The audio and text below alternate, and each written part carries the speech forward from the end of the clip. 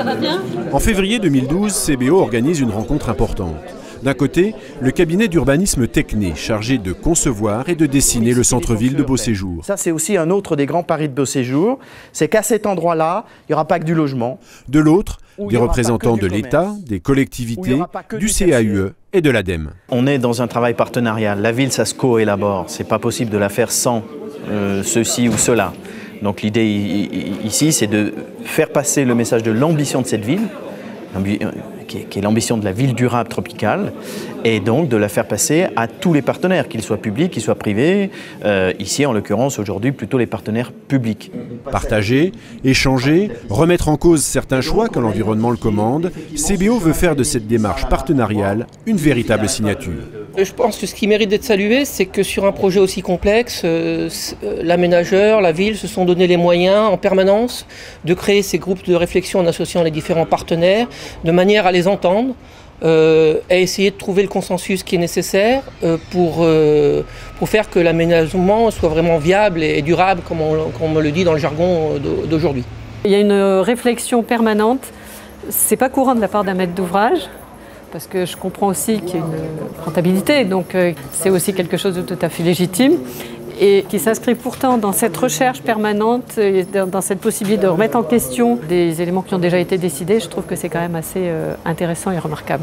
C'est une aventure, c'est un projet qui est unique à La Réunion. Ce sont des méthodes de travail qui sont également nouvelles, et on espère bien sûr communiquer cette envie de faire à ceux avec lesquels on travaille.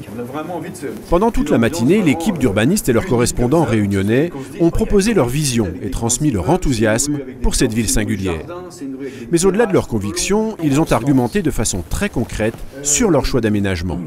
Trame urbaine, densité, place de la voiture, végétalisation, rapport au paysage, tout a été évoqué. Le projet présenté aujourd'hui dans la phase actuelle nous permet vraiment de visualiser l'avancement de la ZAC de Beauséjour, que ce soit au niveau architectural, au niveau des aménagements et de la desserte de cette zone. On s'aperçoit que ce qui est proposé est quand même très cohérent par rapport aux impacts environnementaux. Donc ça nous fait au final une densité qui n'a rien à voir avec ce qu'on trouve actuellement dans la production des quartiers et des villes réunionnaises. Entre tous les partenaires présents, le dialogue s'est rapidement installé. Car tout le monde est conscient des défis qui attendent la Réunion. Celui de l'énergie, bien sûr, dont le coût croissant va très vite nous obliger à penser nos vies autrement, et celui de la démographie qui va conditionner notre capacité à vivre ensemble. Qu'est-ce qu'on porte là? C'est la ville intégrationniste. C'est la ville intégrationniste. Partout dans le monde, aujourd'hui, elle est en recul, elle est en retrait face à la ville séparatiste. Ghettoisation, fermeture, résidentialisation, on l'appelle comme on veut.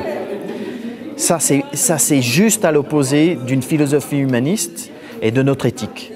C'est le premier aspect. Et le deuxième aspect, c'est qu'effectivement, on est dans un moment où on fait des établissements humains qui doivent passer le 21e siècle, qui est le siècle de tous les dangers pour l'humanité. Donc comment, effectivement, on arrive à la fois à faire le vivre ensemble et le vivre ensemble dans cette sobriété. Voilà, c'est juste ça. C'est très simple, et à la fois d'une immense complexité.